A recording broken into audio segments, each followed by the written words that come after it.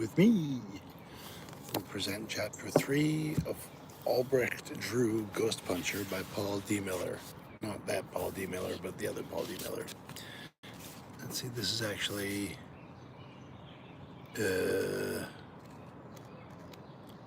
verse 1. This is actually chapter 2. Verse 2, I think verse 2. All right, anyway, here. Charlene looked up from the sink and practiced her smiling. Oh my God. It's early and I'm a little shaky yet. Let's try it again. Charlene looked up from the sink and smiled her practice smile at the buffoon flirting with her. The guy was pretty in a Guido sort of way, with a waxy faux hawk and pecs like basketballs. He had a decent enough rack, she concluded, keeping up her smile as he prattled on about whatever the hell he was talking about. Charlene had learned over a long career behind the bar that it's usually better not to know exactly what a customer was saying unless the words tonic or brewski popped up. Faux hawk definitely had the look of somebody who would go up to a bartender and order a brewski, or just as likely, a round of brewskis for me and my bros. He didn't seem to be ordering anything though, so she kept washing out the glasses, dropping a really or wow at seemingly appropriate moments, and thinking about more interesting matters. Matters like the acceptable parts per million of fecal matter available on glassware. When the subject of ordering a drink at a bar comes up, most people don't think it's likely they'll end up getting a chunk of poop along with the onion dressing in their martini. They also generally don't concern themselves with the notion that there are government agencies concerned with knowing and monitoring the allowable levels of scat on glassware, and when they find out about either, they're fairly horrified. There's a horror born of being oblivious and stupid, Charlene knew, because she bothered to think about things before reacting to them. People touch glasses in bars, jerks drop deuces in bathrooms, and horrible feculents flouting dickbags return to their glasses without thoroughly washing their hands. Said hands touch everything from toilet flushers to doorknobs to handrails to tables to silverware on the way back to what is more often than not a brewski bought by one of the dickbags bros. Other, more innocent hands also touch doorknobs and guardrails and tables, and soon the whole place is awash in minuscule particles of human filth, and there's not a damn thing anyone can do about it. In a world of people, especially in a confined space when those people mingle, shit is inescapable. So Charlene did her best to make sure that every glass got washed in unsafely hot water, dried with a clean cloth, and placed as far from the shitty fingers of the customers as possible. She knew it didn't help much, but she firmly believed her knowledge of the Dookie transference principle parted on her responsibility to minimize the chances that she would become part of the problem herself. That's why her hands were always too pale for the rest of her gothly pale skin, and why her fingers could handle a steel string acoustic for hours on end without even the slightest hint of wear. "So, you in?" Faux Hawk said, plastering on a smile left over in the wardrobe room of every golden era game show involving the words newlywed, dating, or any of those derivatives. "In," Charlene said, placing a rocks glass with utmost delicacy on the freshly, tired. On the freshly, oh my God. Good morning, there's some people watching. Hey guys, I'll keep reading. "In," Charlene said, placing a rocks glass with utmost delicacy. Just so you know, this is Albrecht Drue, Ghost Puncher. It's a good book. Where are you people from? Oh my God, it's India checking in. Good morning, India. "In," Charlene said, placing a rocks glass with utmost delicacy on the freshly changed green plastic mesh that kept the rims from touching the surface of the shelf behind her. Like angels' feet on the base earth, no glass under her charge would touch anything ever remotely unclean. Faux Hawk did his best to look more hurt than he was. This wasn't the first time a hot chick had ignored him, and it wouldn't be the last. Hot chicks ignoring him had driven him to climb all the high peaks he'd ascended in life, and he learned how to drive hot chicks in return, if you know what I mean too, bro. "You haven't heard a single word I've said, have you?" "Shit." Charlene hated getting caught ignoring jerks.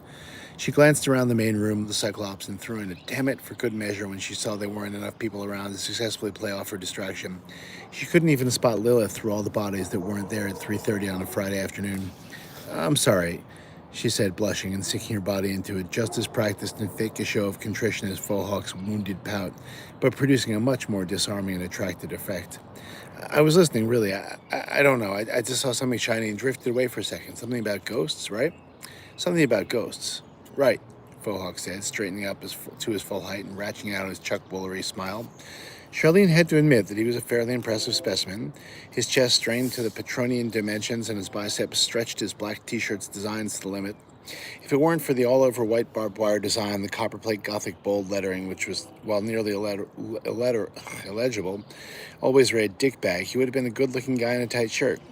Most of the time, Charlene was fond of those. This was not most times. Allow me to reintroduce myself. Dax Vegans, lead investigator from Ghost Quest.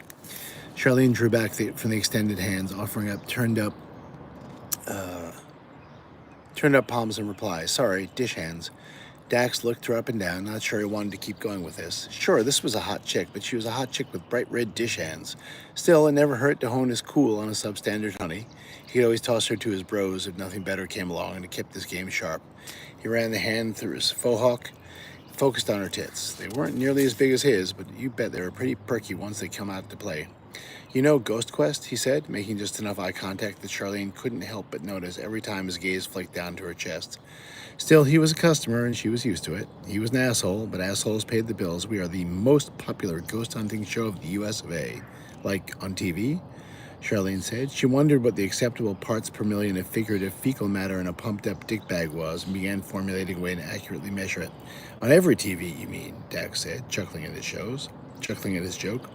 Actually, more people watch us than Ghost Hunters, Ghost Adventures, Ghost Brothers, any of those guys, along with my technical advisor, Herman, and JT, my fellow investigator. Dax indicated the similarly attired pair of bros in the corner farthest from the door. We go after the ghost to send the other guys running. Charlene pursed her lips, bobbed her head from side to side like she were separating the egg inside of it.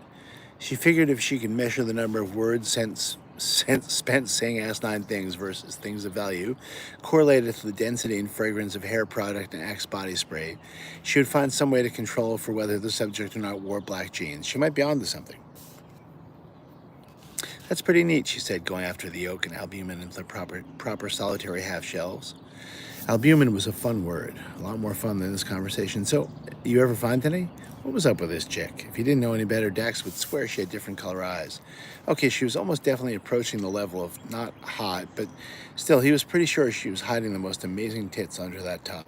Find any of what? You mean the dopest EVPs ever recorded? The hours of eerie noises we caught with their audio recorders?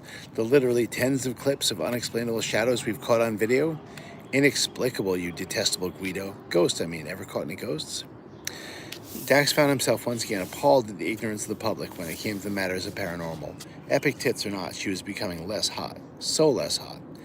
Who the hell even knew who Jethro Tull was, let alone one of their concert shirts working 20-something?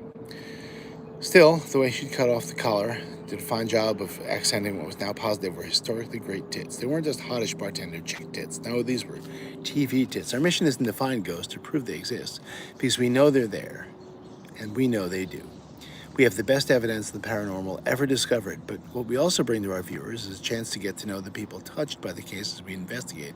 For instance, we're actually interviewing the Bitburgers who actually have been touched by the supernatural right now, and they might actually get to appear on my show. So, have you ever been touched by the spirits of the departed, sweetheart? I say again, are you in? Actually, she couldn't have been less in, although if he tried to irate her much longer, or said actually one more time, his face was going to be in the damn blender. Charlene puzzled for a second, wondering if the blender still works. It was mainly for show because the Cyclops didn't play with frozen drinks. Flaming ones, maybe, if the ordering one was worthy, but anyone who wanted a daiquiri could damn well go over to the Cheesecake Factory for that shit.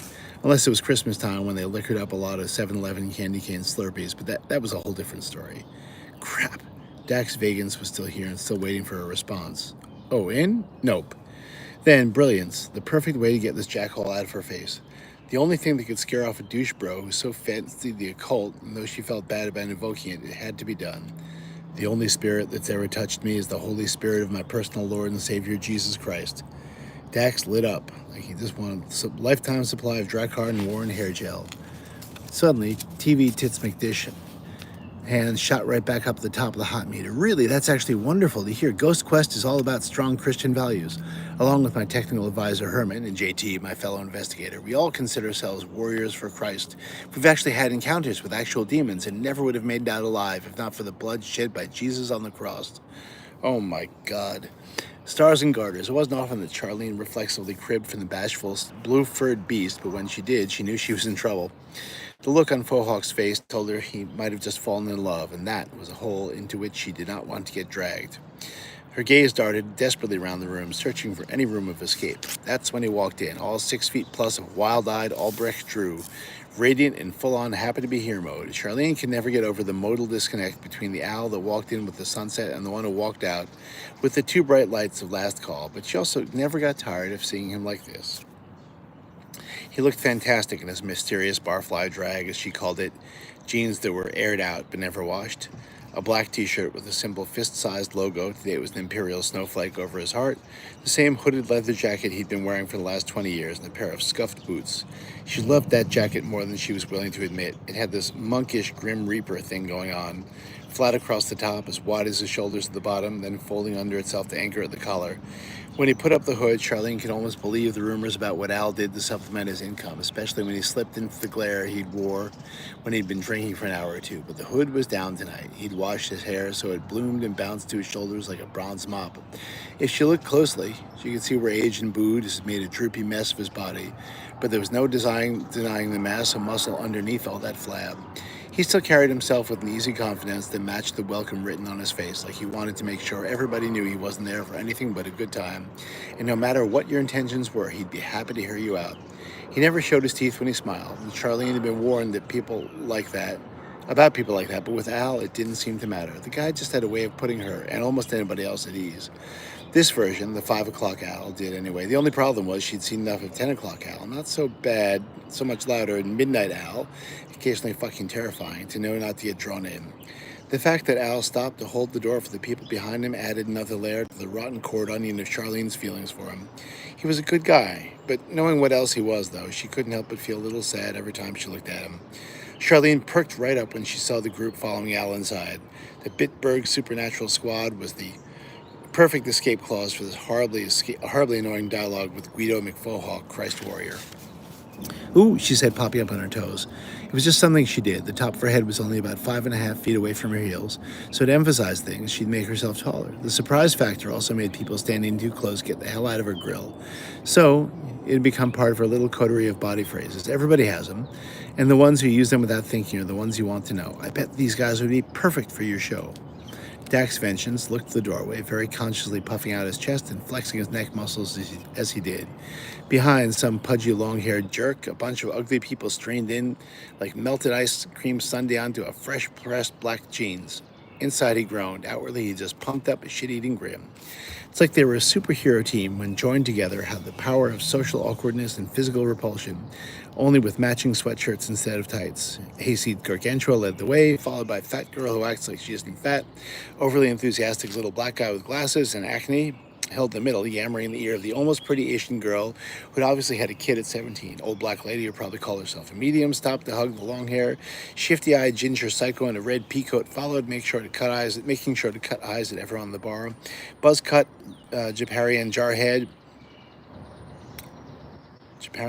and regular white guy brought up the rear. At least regular white guy looked regular and white enough that he might provide some usable footage for the show. The rest just screamed set dressing, but the hand-drawn BSS sweatshirts guaranteed Dax had to interview them. According to the sweatshirts, they were the Bitburg Supernatural Squad, and the producers loved it when they found some rinky-dink band of amateurs to make the Ghost Questers look good. Taking care to preemptively placate his bosses would be particularly useful. The producers found out about his unscheduled jaunt to Bitburg before Dax and his crew finished their investigation. Better to ask forgiveness than permission, right? And I'm sorry always sounds better when it's got a backbeat of, look what I did for you. I bet they would, Jack said, following the BSS as they sat themselves around the table, not far from his technical advisor Herman and JT, his fellow investigator. Hey, why don't I go ahead and grab a round of brewskis for me and my bros, and I'll see what's up. Okay. That takes us to the end of chapter 2, or verse 2, and this has been Read Aloud, Morning Read Aloud with Elliot Duhan, and this is Albrecht Drue, Ghost Puncher, although it's backwards. If you enjoyed this, please hit like and hit the subscribe button, and I will see you around the block. Thanks.